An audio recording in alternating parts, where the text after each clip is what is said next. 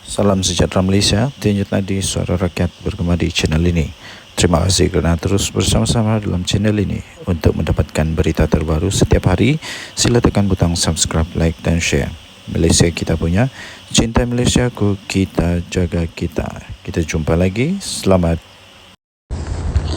Salam sejahtera Malaysia, Tinjut Nadi Suara Rakyat bergema di channel ini. Daulat Tuanku. Berita terkini daripada bharian.com.my. Agung mahu polis jalankan siasatan segera dan menyeluruh untuk kes GISBH. Berita penuh Kuala Lumpur. Yang di-Pertuan Agong Sultan Ibrahim mahu polis di Raja Malaysia PDRM untuk menjalankan siasatan segera dan menyeluruh terhadap kes dakwaan jenayah serta penganiayaan kanak-kanak yang telah dikaitkan dengan Global Equine Service and Business Holding GISBH. Dalam satu kenyataan menerusi Facebook rasmi, Seri Paduka Baginda yang di-Pertuan Agong bertitah, Baginda memandang serius terhadap isu berkenaan selepas berbagai berita telah dilapor serta disiarkan dalam media massa berkaitan rumah amal berkenaan. Baginda bertitah, perkara berkaitan akidah umat Islam seharusnya dipelihara setiap masa dan tidak boleh dipandang ringan. Baginda turut bertitah, justru saya menasihati semua pihak supaya tidak mengeluarkan sebarang kenyataan atau sebarang pandangan yang melampau berkaitan dengan isu agama kerana ia amat sensitif dan mesti ditangani dengan berhati-hati, titah Baginda. Baginda turut bertitah, saya mahu siasatan menyeluruh dijalankan dan tindakan segera diambil, titah Baginda. Terdahulu, media melaporkan Bukit Aman akan merujuk 3 kertas siasatan berkaitan dengan GISBH kepada pihak Jabatan Peguam Negara AGC pada hari ini. Ketua Polis Negara Tan Sri Razzaluddin Hussein dipetik berkata ia membabitkan kes yang disiasat mengikut Seksyen 14(a) Akta Kesalahan Seksual terhadap Kanak-kanak 2017 dan Seksyen 354 Kanun Keseksaan. Beliau berkata, kertas siasatan itu berkaitan dakwaan serangan seksual fizikal terhadap kanak-kanak dan juga penggunaan kekerasan jenayah terhadap seseorang dengan niat untuk mencabul kehormatan. Denyut Nadi, Suara Rakyat bergema di channel ini, Daulat Tuanku. Salam sejahtera Malaysia, Denyut Nadi Suara Rakyat bergema di channel ini. Berita terkini, Mahkamah Rayuan tolak permohonan Muhyiddin. Perintah kes salah guna kuasa membabitkan RM232.5 juta dibicarakan.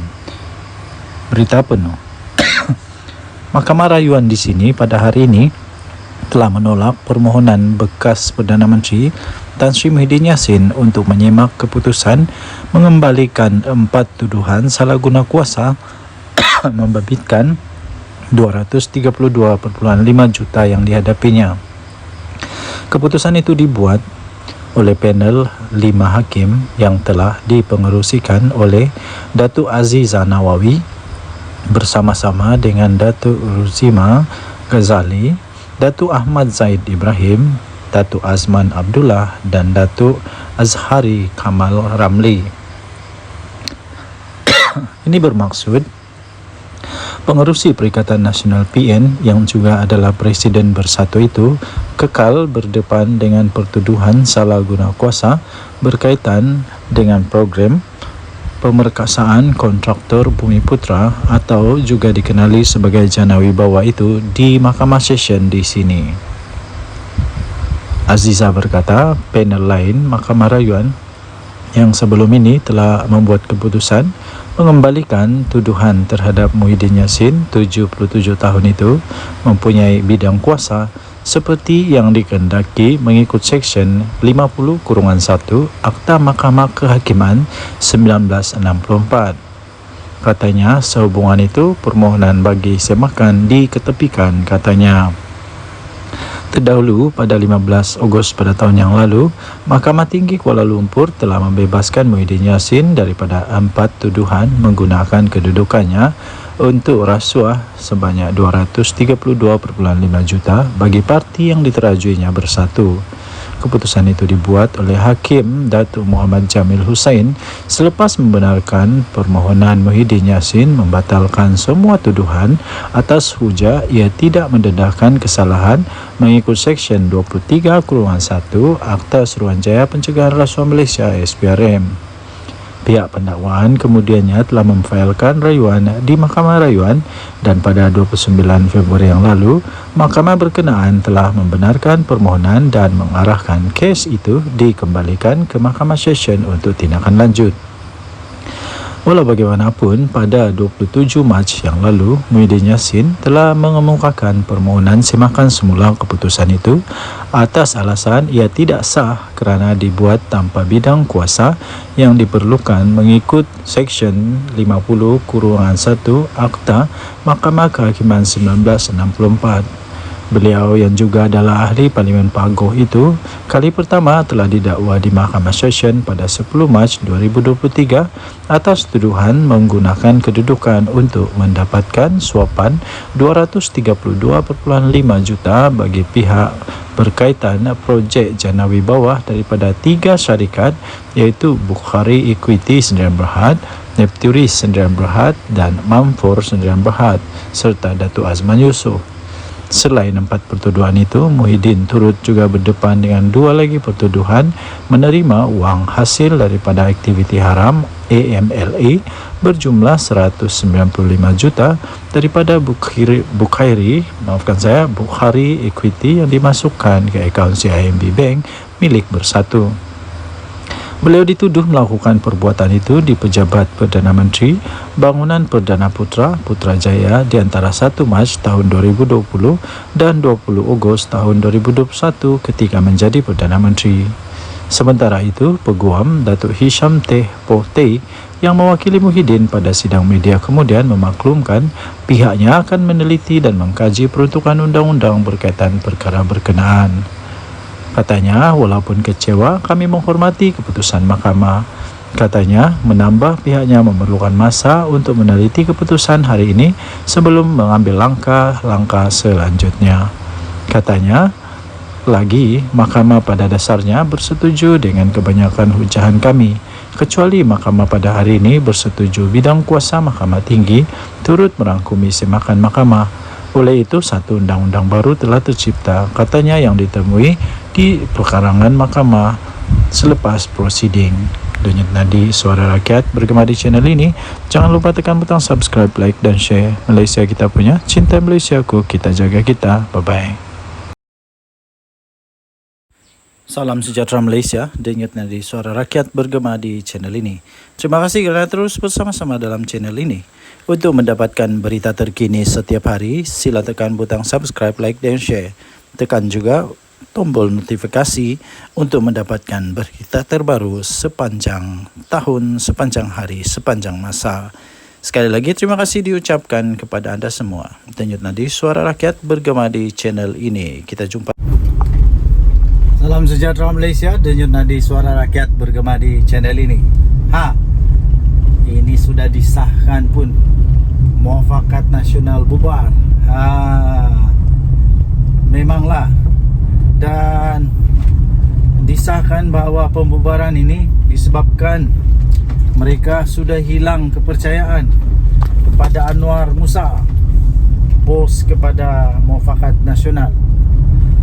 Nampaknya tuan-tuan dan puan-puan yang dihormati sekalian, satu demi satu musibah, bala, malapetaka melanda Perikatan Nasional.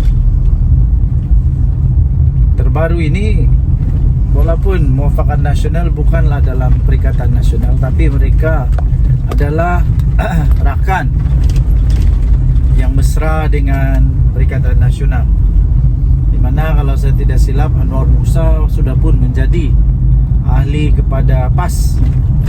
Kalau tidak silap lah, kalau salah silap betulkan. Tapi nasib baiklah pembubaran Muafakat Nasional ini bukan seluruh Malaysia. Ini terjadi di Sabah saja. Tahniahlah kepada orang-orang Sabah yang berani, yang berani bersuara, tidak terikat lagi dengan mana-mana. Badan ke, kalau tak puas hati cakap terus. Mereka memang sudah belajar untuk berani menyuarakan. Ini satu perkembangan baru yang agak pasti merisaukan, pasti membimbangkan, pasti membuatkan Muhyiddin Yassin, Hadi Awang, pening kepala jugalah. Tambahan lagi pula lagi lah Anwar Musa. Nampaknya satu demi satu terpalit pula masalah kepada Anwar Musa sekarang ni. Itu hari Anwar Musa di dalam PRG Nenggeri, dia yakin boleh menang.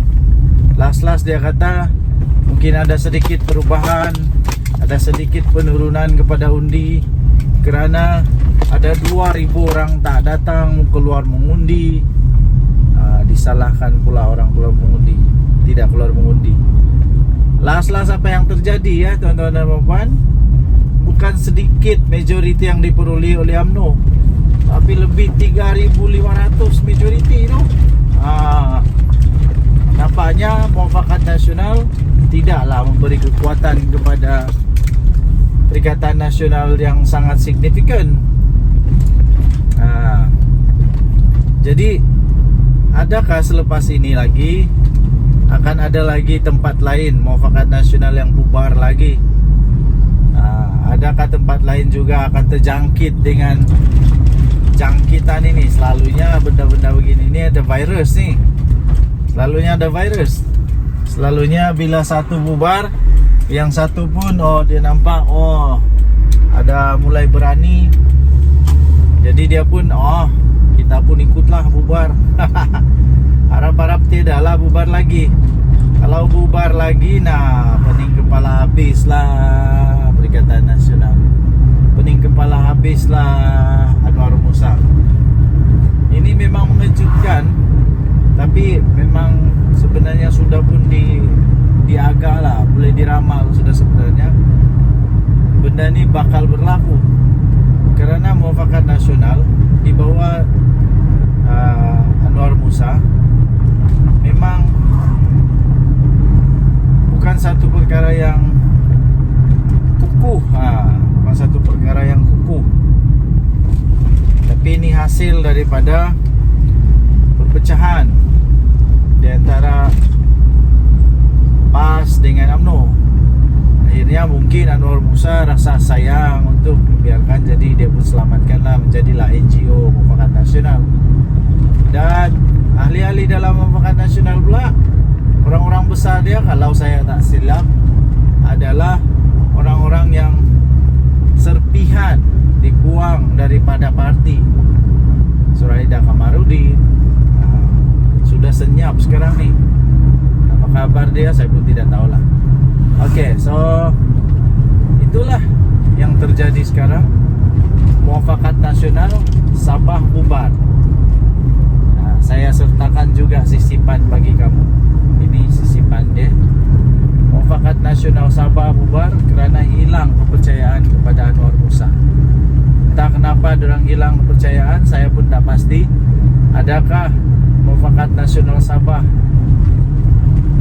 tidak suka Muafakat Nasional di bawah pimpinan Anwar Musa berada di bawah kaki, berada di bawah bukan bawah kaki lah, tapi di bawah naungan Perikatan Nasional, di bawah naungan PAS Bersatu?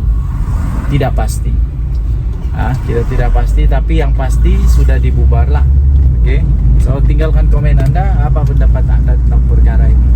Denyut Nadi, suara rakyat bergema di channel ini. Jangan lupa tekan butang subscribe, like dan share. Bye bye. Salam sejahtera Malaysia, Denyut Nadi, suara rakyat bergema di channel ini. Berita terkini yang pastinya mengejutkan. Muhyiddin Yassin bersatu, Sanusi, PAS, Hadi Awang dan semua Perikatan Nasional.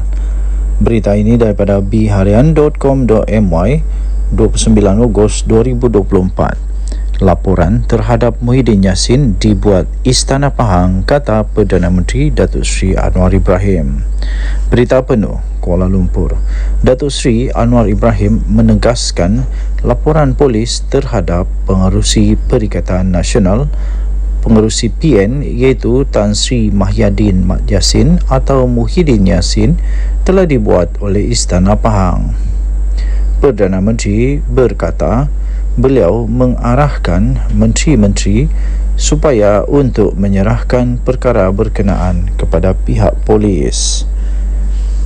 Kata Perdana Menteri Datuk Seri Anwar Ibrahim, anda langgar peraturan, anda terlanjur, anda yang perlu hadapinya.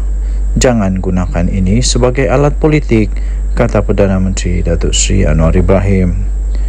Laporan dibuat, polis ambil laporan daripada Istana Pahang. Sebelumnya dalam kes lain oleh Istana Selangor dan diambil tindakan oleh Peguam Negara, kata Perdana Menteri Datuk Seri Anwar Ibrahim selanjutnya. Beliau berkata demikian ketika sidang media selepas perasmian dan pecah tanah untuk residensi Suria Madani di Taman Desa di sini pada hari ini.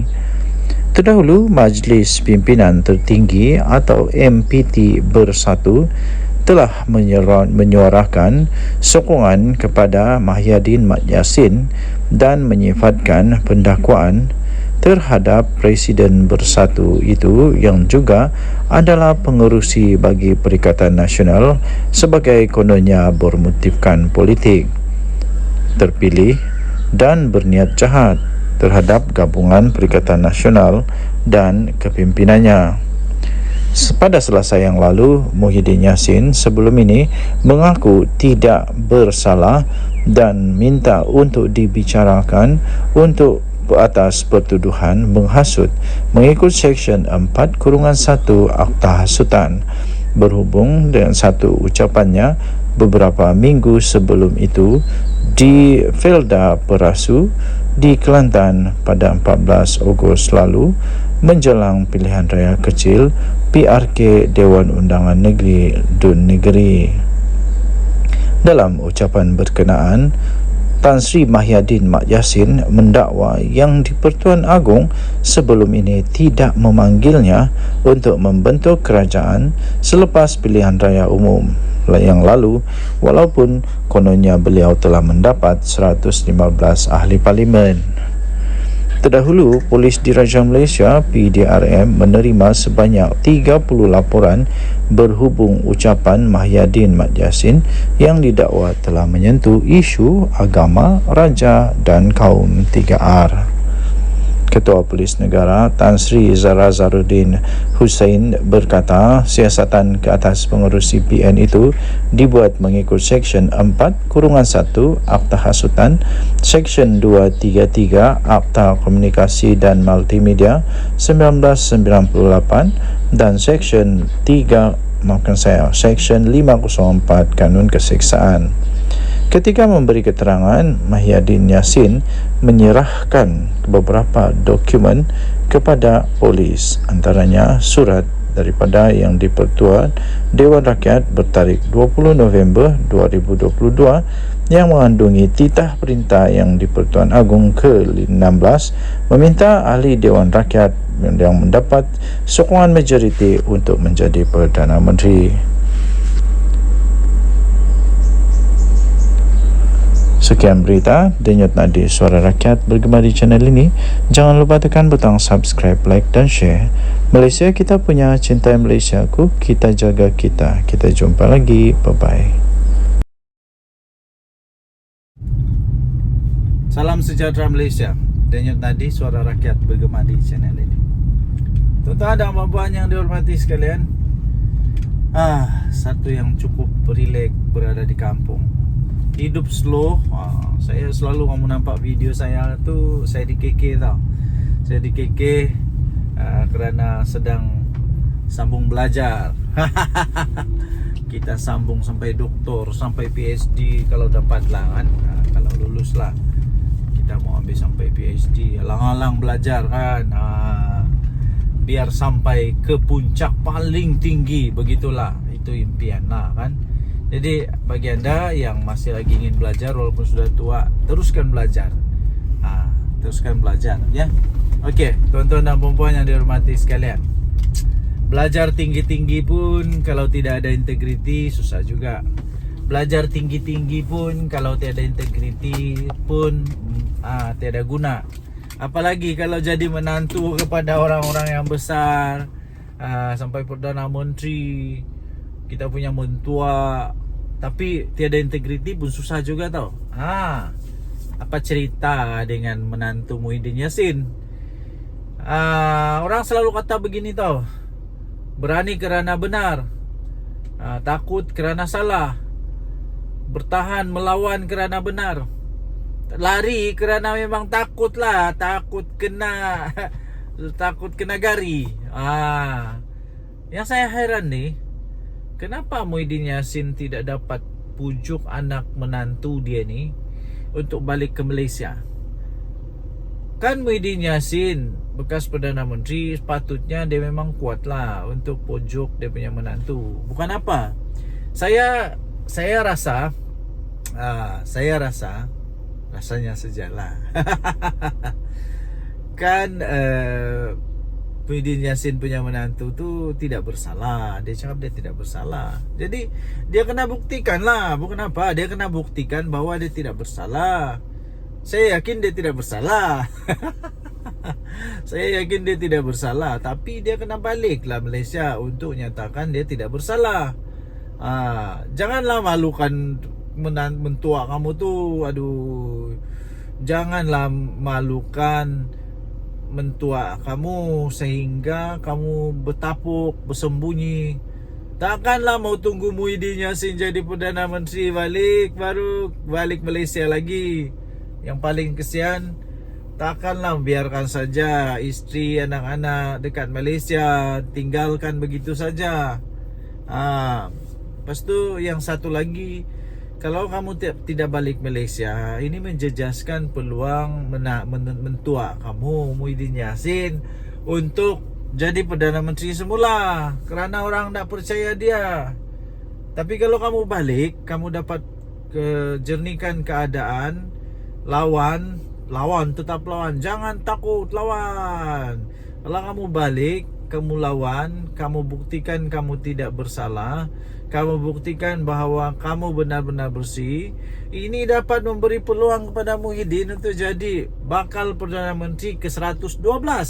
112 lah, 113.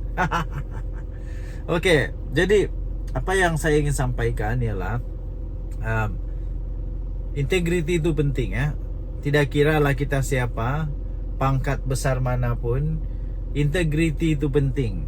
Jaga integriti, jangan minta rasuah, jangan ambil rasuah, jangan makan rasuah, jangan terima rasuah. Siapapun pangkat berapa besar pun jangan. Nah, dan lagi satu, berani kerana benar. Balik. Okey. So, saya fikir dalam setiap ceramah ini boleh jadi senjata untuk lawan Muhyiddin. Kan memang begitulah politik ni, kadang-kadang dirasa seperti kotor lah, macam-macam lah. Tapi begitulah politik. Itulah politik, namanya politik. Politik ini adalah the art, satu seni untuk mempengaruhi orang lain supaya mengikut apa yang kita kehendaki. Okey, so dorang kehendaki ialah supaya kita menyokong pangkat ataupun raid ataupun mengundi dorang lah. Terpulang kepada anda semua. Harap-harap pihak Interpol, pihak Polis Diraja Malaysia dan semua yang dapat bekerjasama dapat membawa balik Jolo, dapat membawa balik ni menantu Muhyiddin. Lepas tu ada seorang lagi yang Subahat, dikata Subahat. Semualah yang bersalah, yang lari dari Malaysia tu, supaya dapat ditangkap, kita adili di Malaysia. Denyut Nadi Suara Rakyat bergema channel ini. Jangan lupa tekan butang subscribe, like dan share. Kita jumpa lagi. Bye-bye. Bye-bye Malaysia. Salam sejahtera Malaysia. Selamat pagi tuan-tuan dan puan-puan yang dihormati sekalian. Patutkah Patutkah bersatu diharamkan? Patutkah bersatu diharamkan? Patutkah PPBM diharamkan? Patutkah Muhyiddin Yassin punya parti ini yang dibuat bersama-sama dengan Tun Mahathir ini diharamkan? Patut atau tidak? Sila komen apa pendapat anda.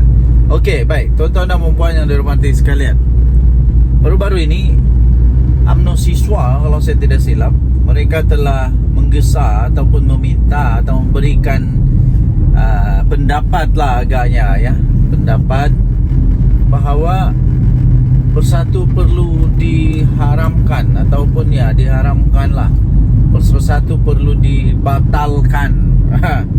Kemudian muncullah komen daripada bersatu yang tidak setuju perkara begitu. Jangan membuat hasutan ke apakah supaya bersatu diharamkan begitu. Tapi soalannya,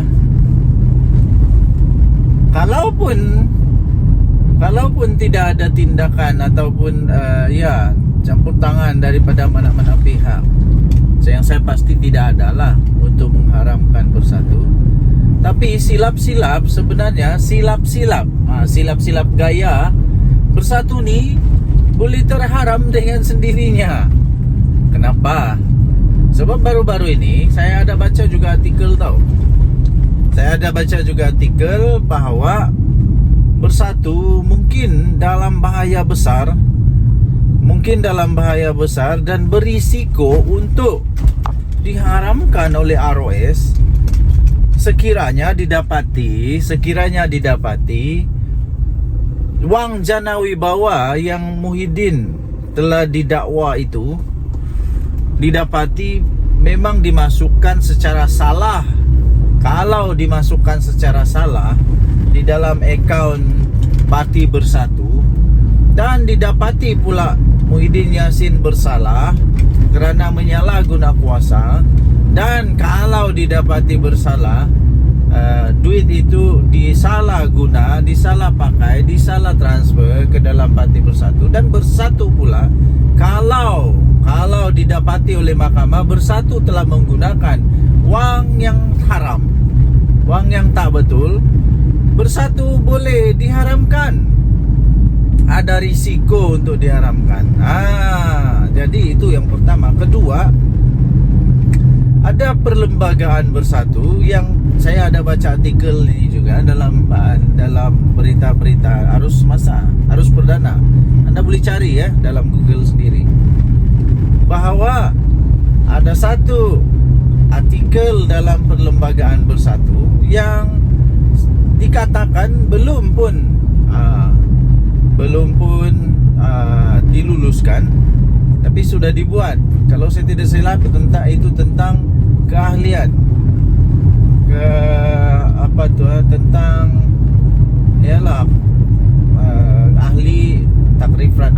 takrifan orang-orang yang boleh memegang jawatan. Itu kalau saya tidak salah tentang ahli bersekutu, yaitu orang yang bukan Bumi Putra. Anda boleh ceklah dalam internet ya. Dan itu pun kalau saya tak salah itu disebut oleh di antara among the 6 MP yang keluar daripada Bersatu itu.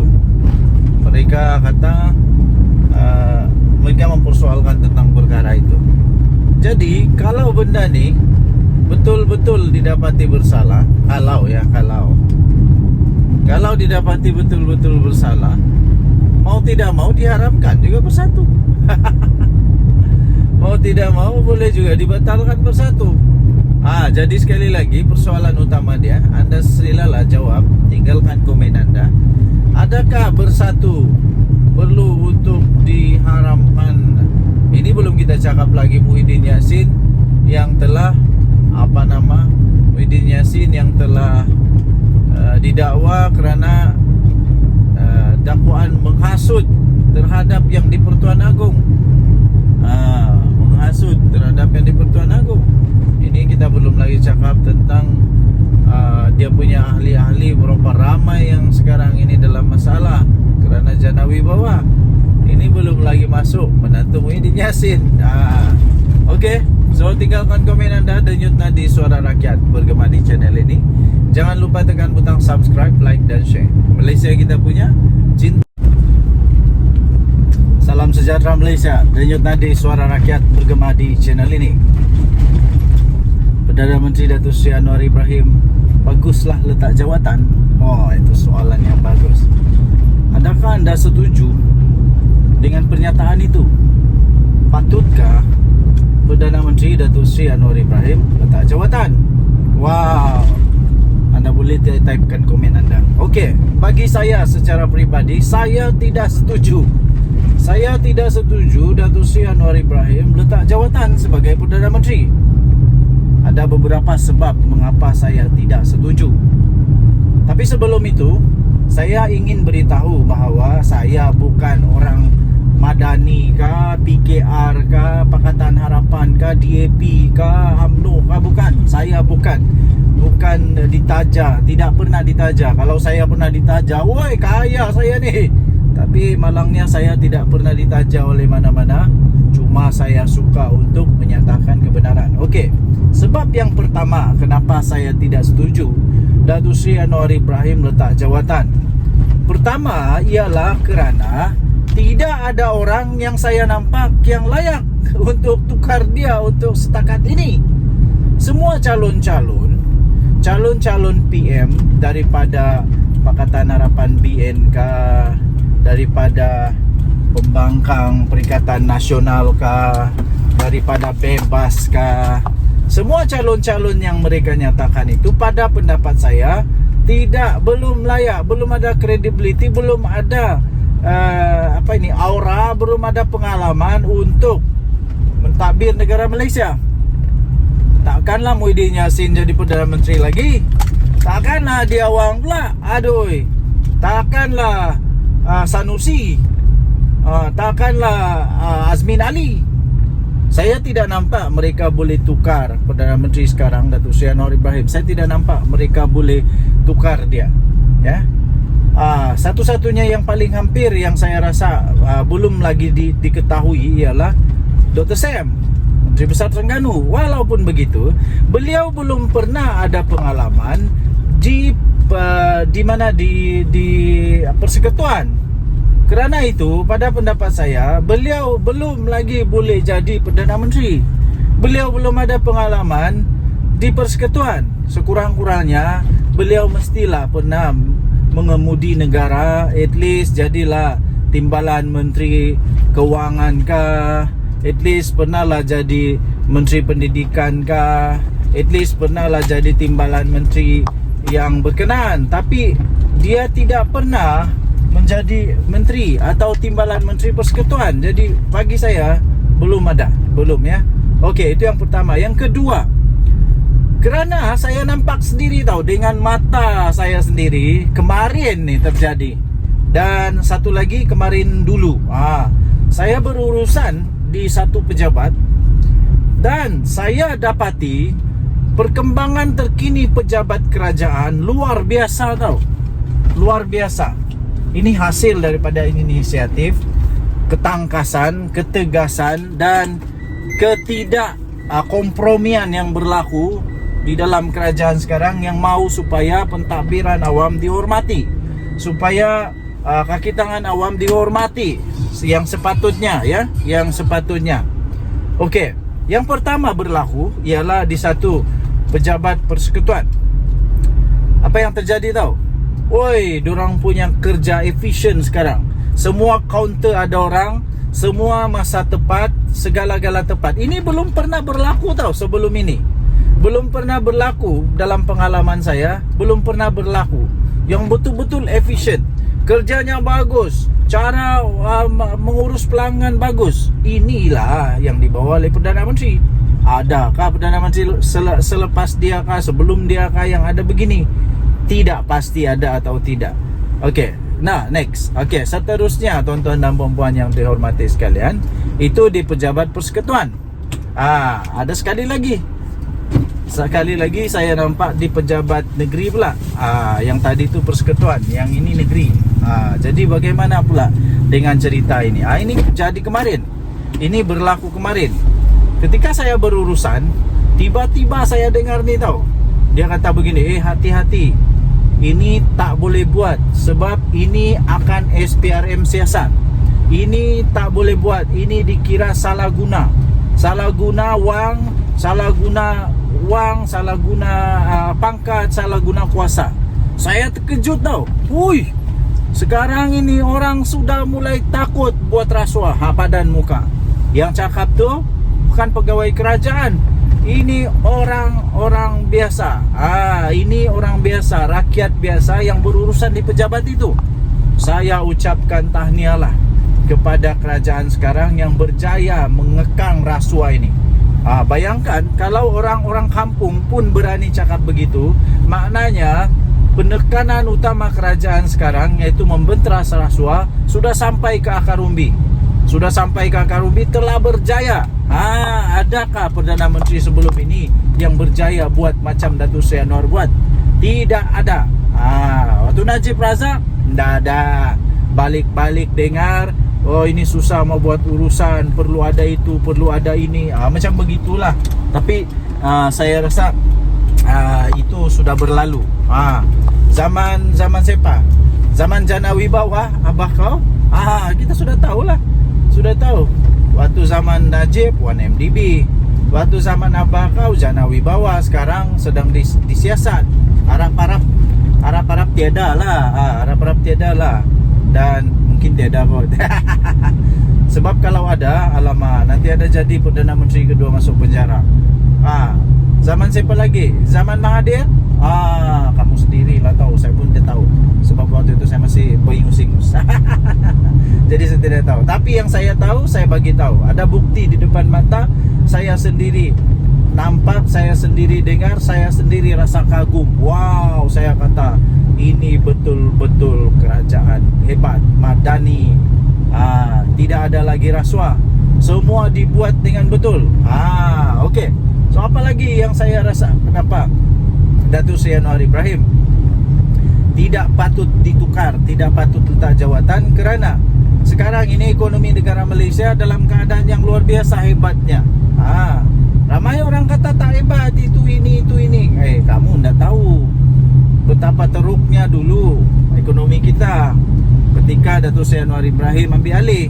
Terpaksalah dia cuba baiki semua yang sudah rosak. Bukan senang tau.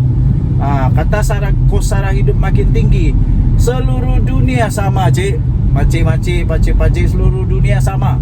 Harga barang sama, semua tempat naik. Bukan di Malaysia saja, bukan di kampung kamu saja. Seluruh dunia naik harga barang. Tapi tengoklah macam mana kerajaan mau cope, mau atasi kenaikan harga itu. Datuk Seri Anwar Ibrahim umum banyak sekali kenaikan gaji. Banyak sangat bantuan-bantuan. Ini untuk membantu. Belum pernah ada kerajaan ataupun Perdana Menteri sebelum ini yang umum kenaikan gaji seperti Datuk Seri Anwar Ibrahim umumkan. Kalau ada, silalah komen siapa dia. Okey, so banyak lagi sebab-sebab lain lah. Tapi cukuplah dengan sebab musabab yang 3 saja itu. Yang sederhana itu saya rasa sudah cukup membuktikan Datuk Seri Anwar Ibrahim tidak perlu diganti untuk ketika ini. Kalau ada, calonkanlah nama-nama yang anda rasa boleh jadi Perdana Menteri. Sila komen. Denyut nadi suara rakyat bergema di channel ini. Jangan lupa tekan butang subscribe, like dan share. Tekan butang notifikasi untuk mendapatkan berita terbaru, ulasan-ulasan yang menarik, yang lucu-lucu daripada channel ini setiap hari. Kita jumpa lagi. Salam sejahtera Malaysia. Bye-bye. Salam sejahtera Malaysia. Denyut nadi suara rakyat bergema di channel ini. Tuan-tuan dan puan-puan yang dihormati sekalian, satu yang cukup rileks berada di kampung. Hidup slow. Saya selalu kamu nampak video saya tu, saya di KK tau. Saya di KK kerana sedang sambung belajar. Kita sambung sampai doktor, sampai PhD kalau dapat lah kan. Kalau lulus lah, kita mau ambil sampai PhD. Alang-alang belajar kan. biar sampai ke puncak paling tinggi. Begitulah, itu impian lah kan. Jadi bagi anda yang masih lagi ingin belajar walaupun sudah tua, teruskan belajar. Teruskan belajar ya. Okey, tuan-tuan dan puan-puan yang dihormati sekalian, belajar tinggi-tinggi pun kalau tidak ada integriti susah juga. Belajar tinggi-tinggi pun kalau tiada integriti pun tiada guna. Apalagi kalau jadi menantu kepada orang-orang yang besar, sampai Perdana Menteri, kita punya mentua, tapi tiada integriti pun susah juga tau. Apa cerita dengan menantu Muhyiddin Yassin? Orang selalu kata begini tau, berani kerana benar, takut kerana salah, bertahan melawan kerana benar, lari kerana memang takut lah, takut kena gari. Yang saya heran nih, kenapa Muhyiddin Yassin tidak dapat pujuk anak menantu dia ni untuk balik ke Malaysia? Kan Muhyiddin Yassin bekas Perdana Menteri, sepatutnya dia memang kuat lah untuk pujuk dia punya menantu. Bukan apa, saya rasa rasanya sajalah. Kan Muhyiddin Yassin punya menantu tu tidak bersalah. Dia cakap dia tidak bersalah. Jadi dia kena buktikan lah. Bukan apa, dia kena buktikan bahwa dia tidak bersalah. Saya yakin dia tidak bersalah. Saya yakin dia tidak bersalah. Tapi dia kena baliklah Malaysia untuk nyatakan dia tidak bersalah. Janganlah malukan mentua kamu tu. Aduh, janganlah malukan mentua kamu sehingga kamu bertapuk, bersembunyi. Takkanlah mau tunggu Muhyiddin Yassin jadi Perdana Menteri baru balik Malaysia lagi. Yang paling kesian, takkanlah biarkan saja isteri, anak-anak dekat Malaysia, tinggalkan begitu saja. Lepas tu yang satu lagi, kalau kamu tidak balik Malaysia, ini menjejaskan peluang mentua kamu Muhyiddin Yassin untuk jadi Perdana Menteri semula, kerana orang tak percaya dia. Tapi kalau kamu balik, kamu dapat jernihkan keadaan. Lawan, tetap lawan. Jangan takut, lawan. Kalau kamu balik, kamu lawan, kamu buktikan kamu tidak bersalah, kamu buktikan bahawa kamu benar-benar bersih. Ini dapat memberi peluang kepada Muhyiddin untuk jadi bakal Perdana Menteri ke 112. 112 lah, 113. Okey, jadi apa yang saya ingin sampaikan ialah integriti itu penting ya. Tidak kiralah kita siapa, pangkat besar manapun, integriti itu penting. Jaga integriti, jangan minta rasuah, jangan ambil rasuah, jangan makan rasuah, jangan terima rasuah. Siapapun pangkat berapa besar pun jangan. Nah, dan lagi satu, berani kerana benar. Balik. Okey. So, saya fikir dalam setiap ceramah ini boleh jadi senjata untuk lawan Muhyiddin. Kan memang begitulah politik ni, kadang-kadang dirasa seperti kotor lah, macam-macam lah. Tapi begitulah politik. Itulah politik, namanya politik. Politik ini adalah the art, satu seni untuk mempengaruhi orang lain supaya mengikut apa yang kita kehendaki. Okey, so dorang kehendaki ialah supaya kita menyokong pangkat ataupun raid ataupun mengundi dorang lah. Terpulang kepada anda semua. Harap-harap pihak Interpol, pihak Polis Diraja Malaysia dan semua yang dapat bekerjasama dapat membawa balik Jolo, dapat membawa balik ni menantu Muhyiddin. Lepas tu ada seorang lagi yang Subahat, dikata Subahat. Semualah yang bersalah, yang lari dari Malaysia tu, supaya dapat ditangkap, kita adili di Malaysia. Denyut Nadi Suara Rakyat bergema channel ini. Jangan lupa tekan butang subscribe, like dan share. Kita jumpa lagi. Bye-bye. Bye-bye Malaysia. Salam sejahtera Malaysia. Selamat pagi tuan-tuan dan puan-puan yang dihormati sekalian. baru selesai memancing. Casting ikan haruan, tapi nampaknya pumpau berdarah hari ini. Adakah anda juga suka memancing? Sekiranya anda suka memancing, anda bolehlah komen. Saya pun suka memancing. Saya suka memancing. Semua jenis pancing saya sukalah. Pancing haruan, toman, laut dalam, laut cetek, semualah dihentam semua. Okey, pembuka bicara supaya kita tidak stres. Jangan stres ya. Okey, akhirnya Ismail Sabri Yaakob, bekas Perdana Menteri kita, mulai membuka suara. Nampaknya beliau mulai mengeluarkan isi hati dia. Antara artikel yang saya baca, dia kata ketika dia jadi Perdana Menteri, ramai orang-orang besar dalam UMNO, MP UMNO yang menjauhkan diri daripada dia. Mungkin kenapa ya? Hairan juga kenapa, apa masalah. Memanglah siapa tidak kecil hati kalau sudah jadi Perdana Menteri tapi seolah-olah tak dihargai, macam begitulah agaknya lah. Kemudian keduanya, artikel yang seterusnya ialah dia kata, baru sebentar tadi saya nampak, dia menghormati Presiden UMNO jauh lebih mengatasi segalanya. Ini seolah-olah dia mau mengeluarkan perasaan kehormatan beliau, mengeluarkan rasa ingin menyatakan bahawa UMNO adalah yang paling dia sanjung lah. Dan Presiden UMNO itu melebihi daripada jawatan Perdana Menteri sendiri. Tapi saya melihat, ini daripada pandangan saya sendiri, saya melihat sebenarnya ini adalah satu ungkapan kata luahan rasa. Ungkapan kata luahan rasa daripada Ismail Sabri Yaakob yang beliau menyatakan rasa kecil hatinya, rasa tidak puas hatinya kepada Presiden UMNO dan UMNO sendiri. Pendapat saya sajalah. Tapi ini pendapat saja tau.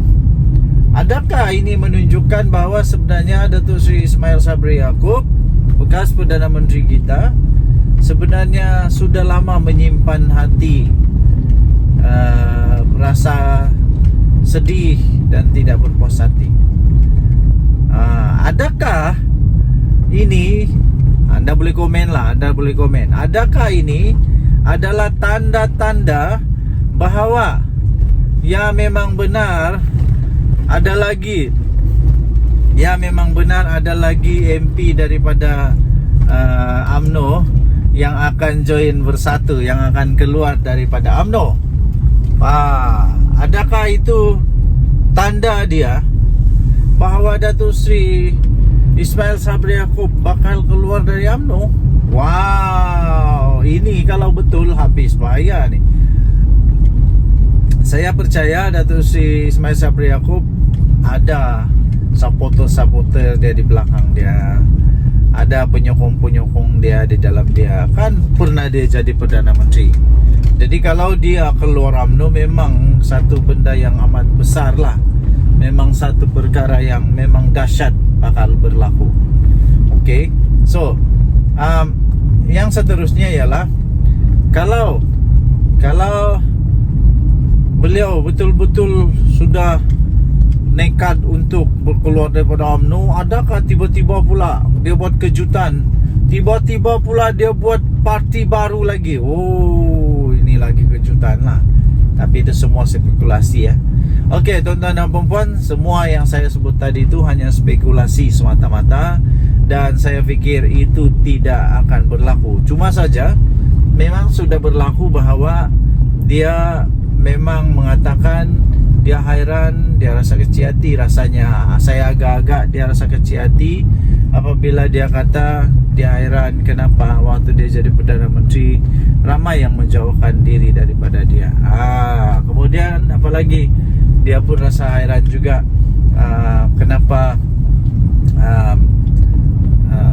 yalah begitu-gitulah. Okay, so tinggalkan komen anda. Denyut Nadi Suara Rakyat bergema di channel ini. Jangan lupa tekan butang subscribe, like dan share. Malaysia kita punya, cinta Malaysia aku, kita jaga kita. Bye-bye. Salam sejahtera Malaysia. Selamat pagi tuan-tuan dan puan-puan yang dihormati sekalian. Patutkah bersatu diharamkan? Patutkah bersatu diharamkan? Patutkah PPBM diharamkan? Patutkah Muhyiddin Yassin punya parti ini yang dibuat bersama-sama dengan Tun Mahathir ini diharamkan? Patut atau tidak? Sila komen apa pendapat anda. Okey, baik tuan-tuan dan puan-puan yang dihormati sekalian. Baru-baru ini UMNO siswa, kalau saya tidak silap, mereka telah menggesa ataupun meminta atau memberikan pendapat lah agaknya ya, pendapat bahawa bersatu perlu diharamkan ataupun ya diharamkanlah, bersatu perlu dibatalkan. Kemudian muncullah komen daripada bersatu yang tidak setuju perkara begitu. Jangan membuat hasutan ke apakah supaya bersatu diharamkan begitu. Tapi soalannya, kalaupun tidak ada tindakan ataupun campur tangan daripada mana-mana pihak, yang saya pasti tidak adalah untuk mengharamkan bersatu. Tapi silap-silap sebenarnya, silap-silap gaya bersatu ni boleh terharam dengan sendirinya. Kenapa? Sebab baru-baru ini saya ada baca juga artikel bahawa bersatu mungkin dalam bahaya besar, dan berisiko untuk diharamkan oleh ROS sekiranya didapati wang jana wibawa yang Muhyiddin telah didakwa itu didapati memang dimasukkan secara salah. Kalau dimasukkan secara salah di dalam akaun parti bersatu dan didapati pula Muhyiddin Yassin bersalah kerana menyalahguna kuasa, dan kalau didapati bersalah, duit itu disalah pakai, disalah transfer ke dalam parti bersatu, dan bersatu pula kalau didapati oleh mahkamah bersatu telah menggunakan wang yang haram, wang yang tak betul, bersatu boleh diharamkan. Ada risiko untuk diharamkan. Jadi itu yang pertama. Kedua, ada perlembagaan bersatu yang saya ada baca artikel ini juga dalam berita-berita arus perdana. Anda boleh cari ya dalam Google sendiri, bahawa ada satu artikel dalam perlembagaan bersatu yang dikatakan belum pun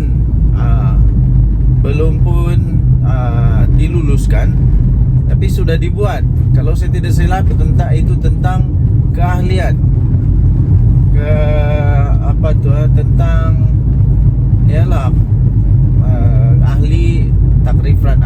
takrifan orang-orang yang boleh memegang jawatan. Itu kalau saya tidak salah tentang ahli bersekutu, yaitu orang yang bukan Bumi Putra. Anda boleh ceklah dalam internet ya. Dan itu pun kalau saya tak salah itu disebut oleh di antara among the 6 MP yang keluar daripada bersatu itu. Mereka kata mereka mempersoalkan tentang perkara itu. Jadi kalau benda ni betul-betul didapati bersalah, kalau didapati betul-betul bersalah, mau tidak mau diharamkan juga bersatu. Mau tidak mau boleh juga dibatalkan bersatu. Jadi sekali lagi persoalan utama dia, anda silalah jawab, tinggalkan komen anda. Ada adakah bersatu perlu untuk diharamkan? Ini belum kita cakap lagi Muhyiddin Yassin yang telah Muhyiddin Yassin yang telah didakwa kerana dakwaan menghasut terhadap yang di Pertuan Agong. Menghasut terhadap yang di Pertuan Agong.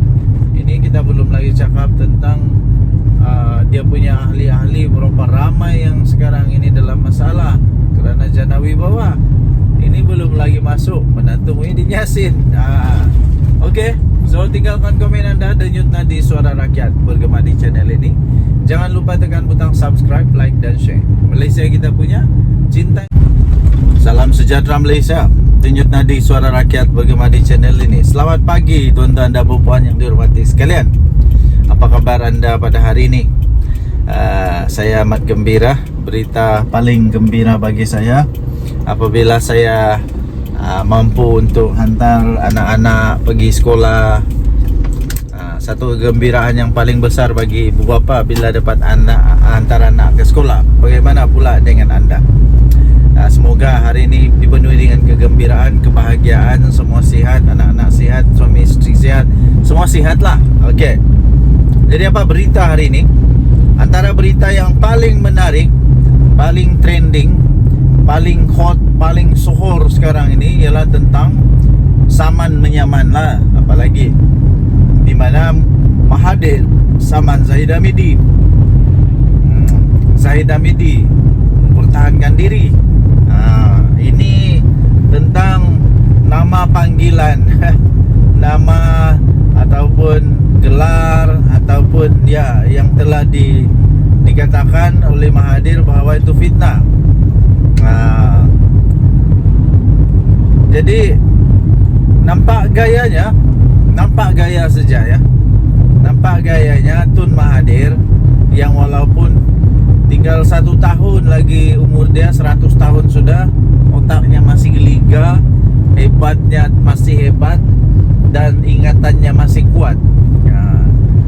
Dan nampaknya seolah-olah Mahathir banyak kelebihan sekarang ini berbanding dengan Zahid Hamidi. Saya nampak Mahathir keluarkan segala dokumen,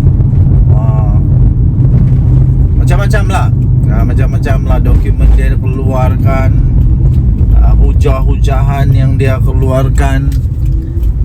Nampak seolah-olah menyebelahi Mahathir. Nampak seolah-olah je lah. Tak tahulah boleh menang ke tidak. Tapi kalaulah Mahathir menang, wow, adakah dia akan saman Zahid Hamidi sebanyak 1 bilion? Woi, kalau Mahathir saman Zahid Hamidi 1 bilion, walau jangan 1 bilion lah.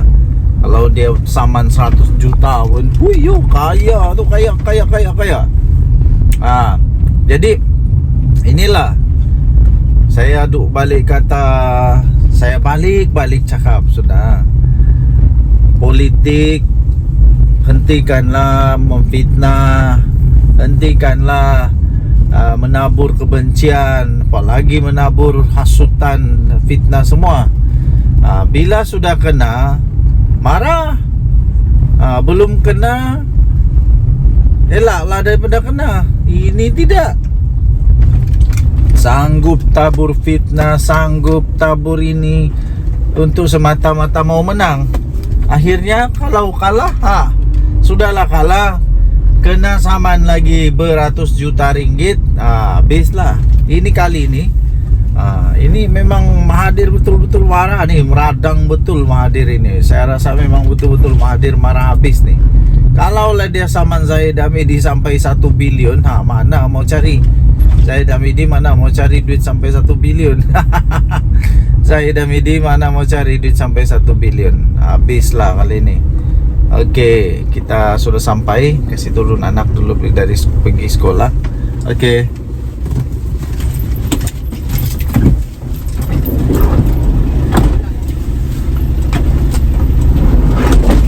Okey. Anak sudah turun sekolah. Selamat sudah sampai di sekolah. Terima kasih kepada semua guru-guru. Terima kasih kepada semua pasukan keselamatan. Terima kasihlah yang menjaga anak-anak kami di sekolah. terbaik lah. Budak-budak sekolah, kita kena hati-hati tahu mandu di sekolah, tidak boleh laju-laju, ikut peraturan. Berbalik kepada Mahathir, kalau Mahathir saman Zahid Hamidi 1 bilion, Zahid mau cari mana 1 bilion? Siapa lagi boleh tolong? Bosku sudah di penjara. Jadi sekali lagi saya ingin tekankan kepada semua ahli politik. Tak kiralah kamu politik kanan kah, politik kiri kah, politik sebelah kah, politik atas kah, politik bawah kah, tak kiralah politik apa, hentikanlah buat fitnah, nanti sendiri yang susah. Kedua, hentikan tabur fitnah. Kedua, jangan membuat hasutan, tak baik. Jangan membuat hasutan, ya. Jangan menghasut, tak baik tau. Okey. So, tuan-tuan dan puan-puan yang dihormati sekalian, ambillah iktibar daripada cerita-cerita ini. Denyut nadi suara rakyat bergema di channel ini. Jangan lupa tekan butang subscribe, like dan share. Bye bye.